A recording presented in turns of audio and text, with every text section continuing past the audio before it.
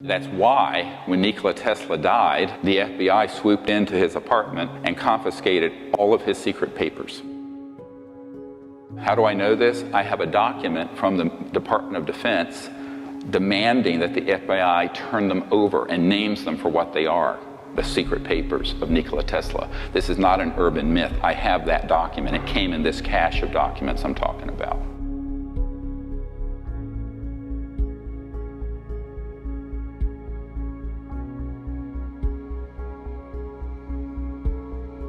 You're conscious and awake. You go to sleep at night. You awaken in a lucid dream where you're flying. And that dream ends up being precognitive. You see something that happens the next day or the next week or the next year. This is a lucid precognitive dream. How many people have had one at some point in their life? Most humans have, although most scientists won't admit to it because they don't want to be discredited. Just like the Aboriginals had dream time as a routine way that they communicated at night in Australia. You know that story. And that's how they would know what to do the next day. They'd meet a friend in the outback and they know where to intersect at some remote area because they did it during their dream. Well, you could do that. If you can do it 10 miles away, you can do it a billion light years away. Because you've transcended space-time limitation. We can remote view, we can see the future, see the past, and of course the masters and rishis of old could teleport, materialize, dematerialize, etc. So all conscious, higher intelligent life forms have the ability to manifest in ways that an interstellar, transdimensional extraterrestrial civilization can. This is lesson number one. It's a hard lesson. It's a really deep one. Now let's talk about remote viewing. Everybody's heard of remote viewing. CIA programs, DARPA, DIA. I know a lot of these guys. Well, that's the ability to be a seer and use consciousness to see something at a remote distance or a remote point in space-time. This is the part that you're not going to hear and see in Hollywood. And that's what you're going to hear about today. Is actually a level or a structure within the architecture of consciousness and non-locality where everything can be known, past, present, future. Because it's embedded within the structure of the consciousness field. It's in every one of you. You don't have to go anywhere. This is a really critical part of this holistic technique for remote viewing.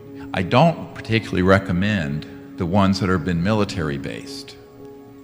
The so-called, the scientific remote, SRV. I like the approach where you develop the understanding and experience of deep consciousness, understand that that consciousness is omnipresent, and that at a quiet level of the mind, when you're deeply quiet, you can enter into this field of consciousness. You want to be able to experience that state of consciousness and then relax into it and let it flow through you, and then the answer will be there. The answer will just come. Now, there are many ways to do it. The meditative state, and then going deep, and then relaxing and allowing it to be seen. That's one way. Dream time. I mentioned this before you went to bed. It was getting late. I would have gone more into this.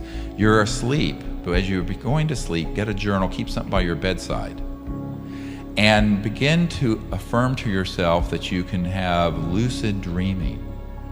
Be awake within the dream, and you can travel to places and know things in that state. You can begin to practice that on a nightly basis, and as you do it, it'll begin to go up and up and up in accuracy. So I tell people, this is walking the talk here.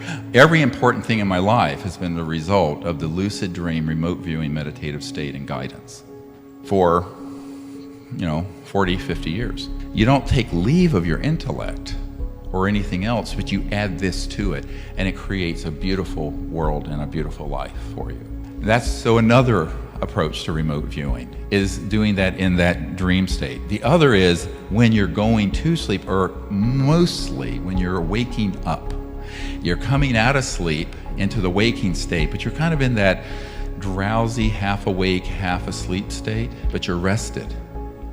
At that juncture, the junction between dream and sleep and waking, when you're relaxed, intend to know something, ask to see something, ask to have a problem solved. You will be stunned at how accurate you will become in getting that information.